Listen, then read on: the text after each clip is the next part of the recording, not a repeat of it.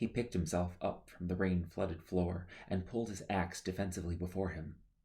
Slowly he approached a seemingly sturdy door and prodded it with the battle-axe's spike to test its strength. He crept closer to the barred window and scoured the shadows lurking within. "Cassandra?" The cell was as silent as it was dark. Several doors had eroded into splintered fibers, infested with sponge-soft patches of rot. Terracon had little curiosity to test their worth. He moved to another door. "Cassandra?" His dry voice wheezed.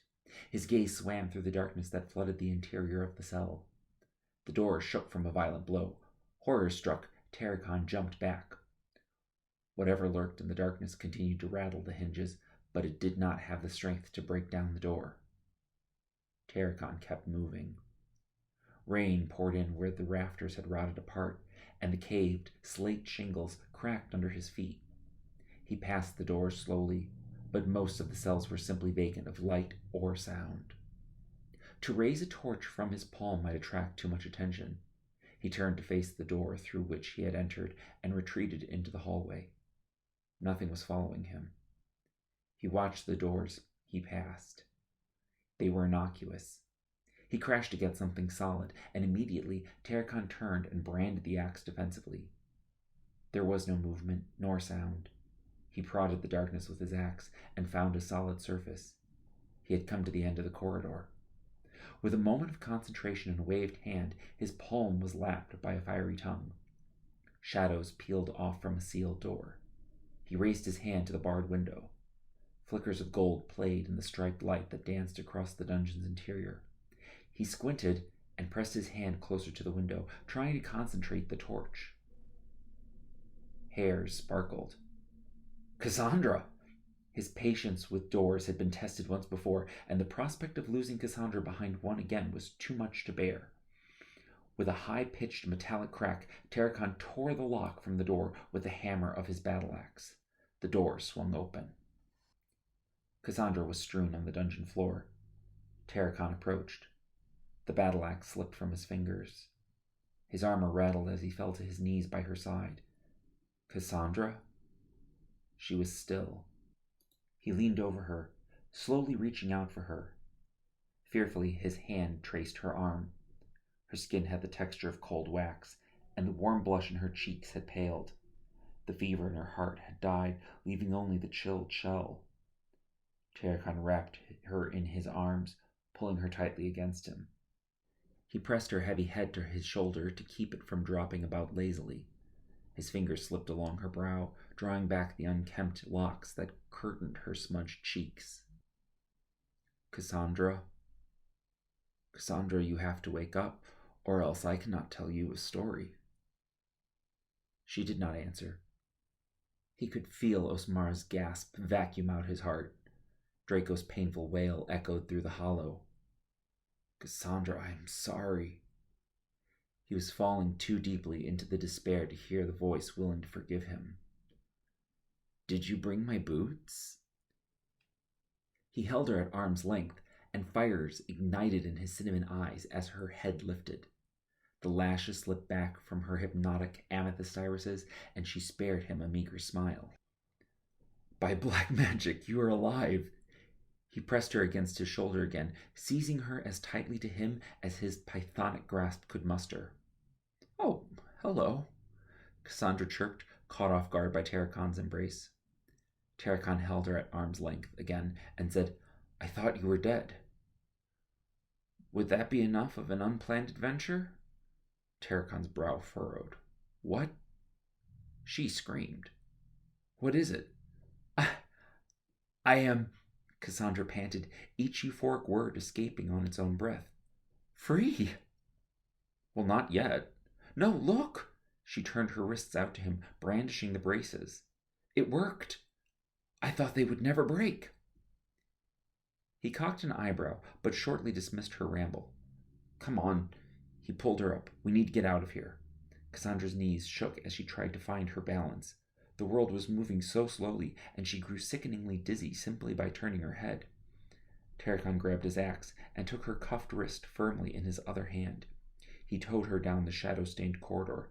The splashes of their tread across the rain-flooded floor echoed through the darkness. "Where in the Demon's Desert are we?" Cassandra asked as they ran up the corridor. "Castle Umsa, in the north." "How did you find me? It's a long story. Did you bring my boots?" "No," Tarakan huffed. Cassandra snatched his towing hand and angered herself as defiantly as she could. Tarakan stopped and turned to her. "What do you mean you did not bring my boots? Do you expect me to run around Escambreco in these?" She turned her ankle to highlight the gilded snakeskin heels. "They're dancing shoes." "You are kidding, right?" His eyes were wide with disbelief. Tarakan could see her grow ghastly pale through the mask of dirt. He wheeled back around. A bolt of lightning lit up the sky. Light poured in with the rain through the hole in the roof and highlighted the details of the hallway, highlighted the specter lurking toward them. Its height was juvenile. Its frame was crooked. Its gaze was hidden under the shadow of its brow. There was a grain in its complexion. Dark veins streaked across its cheeks as though it were carved of wood. There were no strings to manipulate this puppet, though. It pawed the air with branching fingers, knotted at the knuckles. The distant hum of fluttering wings grew closer. "This is going to get bad," Tarakan said, and reared the axe with anticipation. The wood elf stalked closer, posing itself ready to strike. Tarakan thrust the axe's spiked tip, teasing the creature into a more susceptible stance before tearing into it with the blade. "Mommy?" The voice blistered inside her skull. Cassandra pressed her hands against her temples, trying to massage out the pain. The voice's tenor matched Cassandra's desire to escape. It screamed. "Mommy!" Tarakan. His training had him instinctively coupling his attacks, but the hammer was less effective and bounced off of the wood elf's sturdy trunk. "Tarakan?" A third blow cleaved its knotted skull. "Tarakan! What?" he shouted back, but swallowed his words as soon as he saw her leaned against the stone wall. The fluttering was growing louder, and it drew Tarakan's attention down the corridor. The sprites were sinking down the stairs, their luminous bodies reflected on the slimy stone walls. "Tell me this is one of your mirages, Cassandra." Silence settled into Cassandra's mind. She picked herself up from the cold, mossy wall. "There!" She pointed to the cell across from her. "There's a way out." The pixie swarm was drifting swiftly down the aisle. "Are you sure?" he asked. "There is somebody inside, Tarakan. She's telling me that there is a way out." His sweat glistened with the light from the swarm of fairies flushing toward them. "Cassandra, I checked that cell. There's nothing in it." "I am telling you, Tarakan, she knows a way out. Open it." Cassandra's faith moved Tarakan's battle axe. He dropped the hammer against the lock, and the door swung open. Through the cell door was a black void. No occupant, no escape. Cassandra gaped, confounded by the vacant room. Tarakan's face drained, and was tinted instead by the frigid blue hue of the fairy swarm diving down on them. Suddenly the vacant cell exploded with light. Long accustomed to the darkness, Tarakan's eyes were scorched blind by the flash. Wincing, Tarakan could not dodge as the light compacted into a sphere, then flung itself out of the cell. It ricocheted off of him and crashed through the ceiling.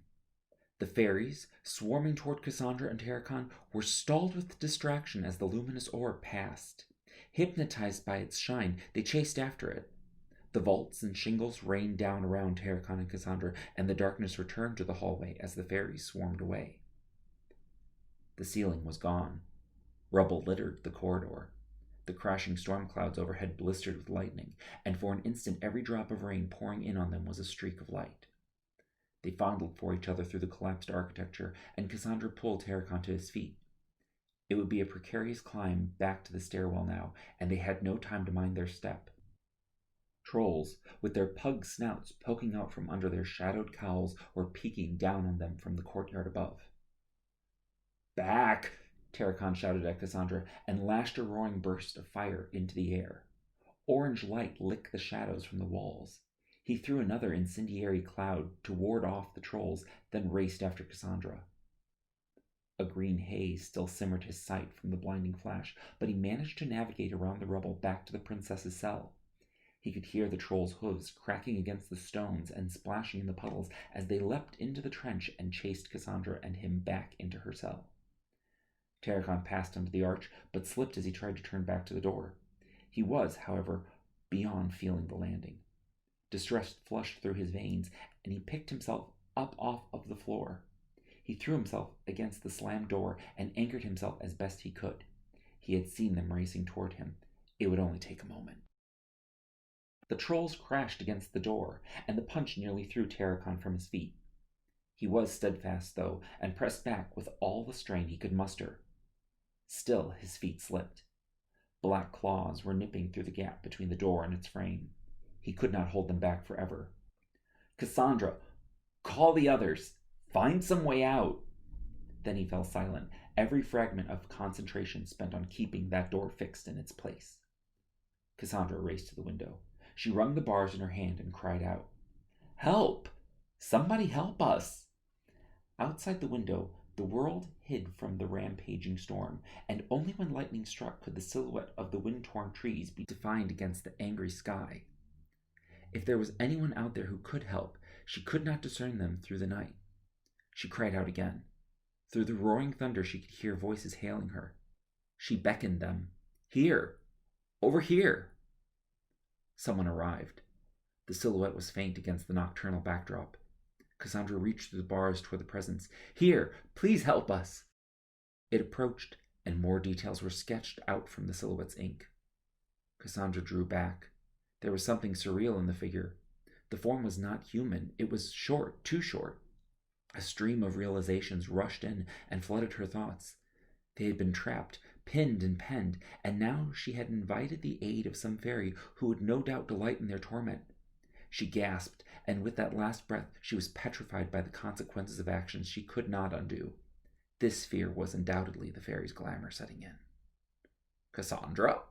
the figure chirped. She gasped again, and the air rushed back to her. Still she was mute. "Cassandra, is that you?" "Hello?" "Aha, quick, we rescue you." Realization struck Cassandra and stoked the fires of hope in her heart. The fear that polluted her thoughts was burned away, and her will was tempered. Her prayers for salvation had been answered, and no iron bar could deny this opportunity.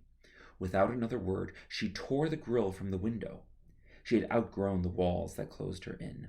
The masonry cracked. The corbels and boulders that had been fitted so neatly into the tower were blown from the foundation. The narrow window, which had simultaneously mocked and comforted her, had vanquished from the wall. The stones of its frame lost amid the rubble crumbling in from the gaping hole that had replaced it.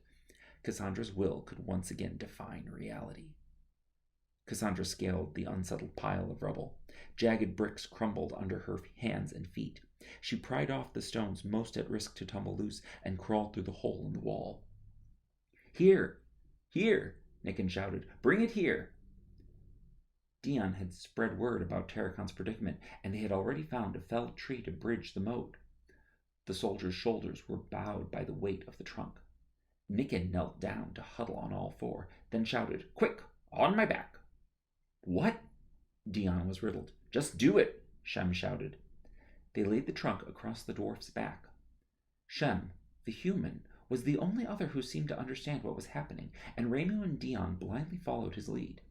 Together, the three pressed down on one end of the trunk, balanced across Nickon's back, and caused the other end to teeter in the air.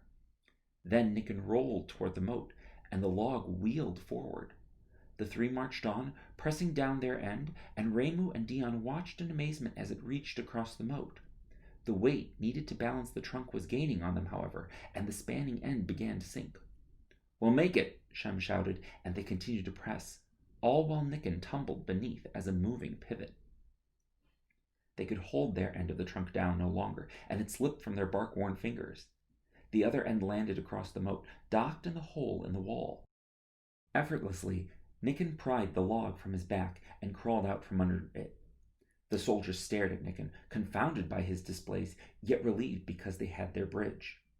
Cassandra marveled at the stunt, and then recognized whom was among her saviors. "Ramu!" she beamed.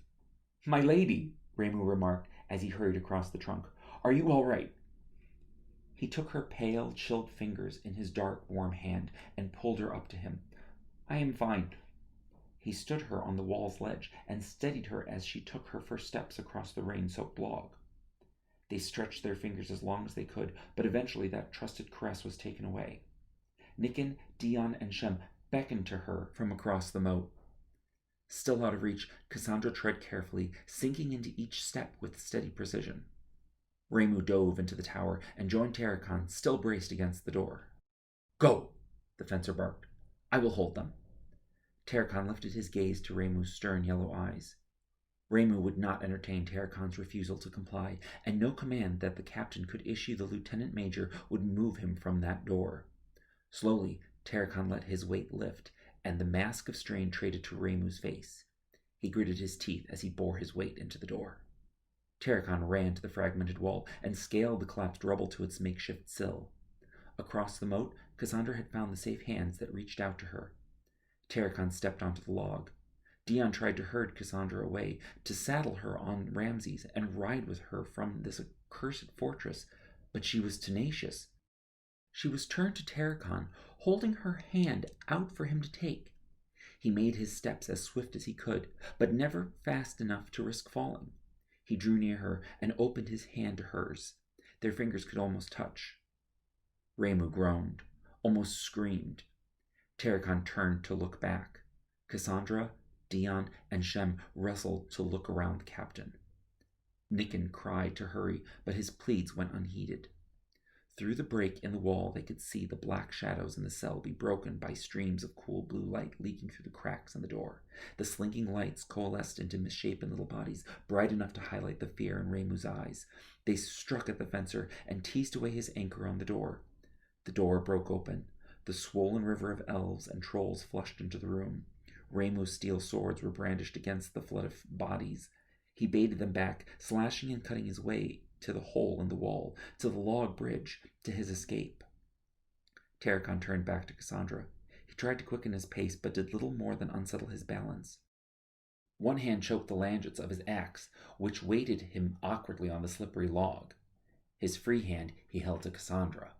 Her painted nails could almost scratch him. Their fingers locked. He could clear the distance in one bound. Reimu screamed. Dion screamed. Tarakan's concentration tripped. The fencer's hand had reached for the log, one last grab at an escape, but the swarming fairies wrenched him from his hold. The log twisted under Tarakan's feet. The collapsed wall's makeshift sill crumbled under the log. The felled tree's bark slipped off the rain-soaked grass. Tarakan kicked off, but his jump was weakened by the fumbled foothold. The toe of his boot failed to catch the moat's embankment. Tarakan's fall was broken by his hold on Cassandra's hand. He clung to her, hung from her hand, but the weight was too great for her to bear. To sacrifice safety for devotion was no question. Her anchor in Dion was not as tight as her hold on Tarakan. She threw away the archer and let the captain drag her over the edge. Dion fought to keep her, but his fingers slipped from her body. "No!" Dion screamed as he fell to his knees. With tears in his eyes, the youthful archer peered over the embankment.